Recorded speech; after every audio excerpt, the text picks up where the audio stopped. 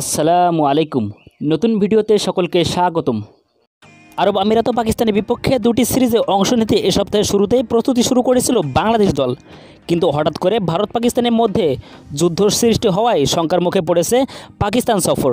তবে পাকিস্তান ক্রিকেট বোর্ডের আশা নির্ধারিত সময়ে হবে বাংলাদেশ পাকিস্তান সিরিজ। সূচি অনুযায়ী আগামী 21শে মে বাংলাদেশ দলের সংযুক্ত আরব আমিরাতের বিপক্ষে দুটি টি-20 ম্যাচ খেলে পাকিস্তানে যাওয়ার কথা। তবে চলমান উত্তেজনার কারণে পাকিস্তানের বিভিন্ন বিমানবন্দর কখনো কখনো বন্ধ করে দেওয়া হচ্ছে। তাতে স্বাভাবিকভাবে বিমান চলাচলে বিঘ্ন ঘটছে। পাকিস্তানি একাধিক গণমাধ্যমের তথ্য মতে গতকাল স্থানীয় সময় দুপুর 12টা পর্যন্ত করাচি, শিয়ালকোট ও লাহোরের বিমানবন্দর বন্ধ করা হয়েছিল। তবে সর্বশেষ খবর এখন আবার বিমান উড্ডয়ন চালু হয়েছে সীমিত পরিসরে। এমন পরিস্থিতিতে পাকিস্তান সফর নিয়ে অনিশ্চয়তা থাকলেও আশঙ্কার কিছু দেখছেন না পাকিস্তান ক্রিকেট বোর্ড পিসিবি। আন্তর্জাতিক বিভাগের পরিচালক উসমান ওয়াহলা স্থানীয় সংবাদ মাধ্যমকে তিনি বলেন, সিরিজের এখনও প্রায় 2 সপ্তাহ বাকি, তাই আমরা এখনই কোনো শঙ্কার কিছু দেখছি না। পিএসএল চলছে এবং এখনও কোনো পরিস্থিতি হয়নি যাতে সিরিজ বন্ধ হয়ে যায়। আমরা বাংলাদেশের বিপক্ষে সিরিজ নিয়ে আশাবাদী এবং নিয়মিত বোর্ড টু বোর্ড যোগাযোগ হচ্ছে। পিএসএলের চলমান পরিস্থিতি নিয়েও পিসিবি আত্মবিশ্বাসী। পিএসএল কর্তৃপক্ষ জানিয়েছে টুর্নামেন্ট চলবে নির্ধারিত সূচি অনুযায়ী। এর মধ্যে ইসলামাবাদ ইউনাইটেড ও কোয়েটা গ্ল্যাডিয়েটর্সের মধ্যকার ম্যাচ দিয়ে টুর্নামেন্ট ফিরেছে রাওয়ালপিন্ডিতে। আগামী 3 দিনে আরও 3টি ম্যাচ অনুষ্ঠিত হবে একই ভেন্যুতে।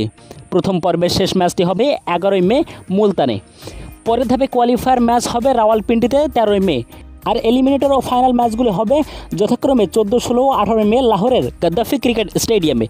এদিকে পিএসএলে অংশ নেওয়া বিদেশি ক্রিকেটারদের নিরাপত্তা নিয়েও আলোচনা হয়েছে। ভারত পাকিস্তান যুদ্ধের প্রভাব স্বাভাবিকভাবে পড়েছে ক্রিকেটে। পিএসএল চলার মধ্যে তাই দুই দেশের চলমান সংঘাত নিয়ে আলাপ আলোচনা চলছে। চলমান সংঘাতের মধ্যেই পরশু রাতে পিএসএলের প্রধান সালমান নাসিরের সঙ্গে নৈশভোজে অংশ নেন তারা। পিএসএলের মুখপাত্র আমির মির স্থানীয় এক সংবাদ মাধ্যমকে বলেন, গত রাতে পিএসএলের প্রধান সালমান নাসিরের সঙ্গে বিদেশি খেলোয়াড়দের নৈশভোজ গল্পগুজবের মধ্যে স্বাভাবিকভাবেই বর্তমান পরিস্থিতি উঠে এসেছে আলোচনায়।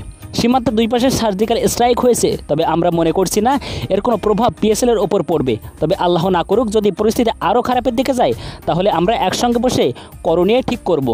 এদিকে গতকাল দুপুরে পিএসএলে পেশোয়ার জালমি ও করাচি কিংসের মধ্যকার নির্ধারিত ম্যাচের কয়েক ঘন্টা আগে রাওয়ালপিন্ডি ক্রিকেট স্টেডিয়াম সংলগ্ন এলাকায় একটি ড্রোন দুর্ঘটনা ঘটে।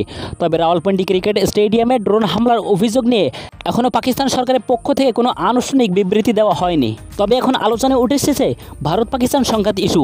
এমন পরিস্থিতিতে বাংলাদেশ দল কি পাকিস্তানে খেলতে যাবেন, এটা নিয়ে বিসিবির সভাপতি ফারুক আহমেদ বলেছেন, আগামীকাল 10ই মে ফাইনাল সিদ্ধান্ত জানিয়ে দেওয়া হবে যে বাংলাদেশ দল পাকিস্তানের বিপক্ষে সিরিজ খেলার জন্য যাবে কি না।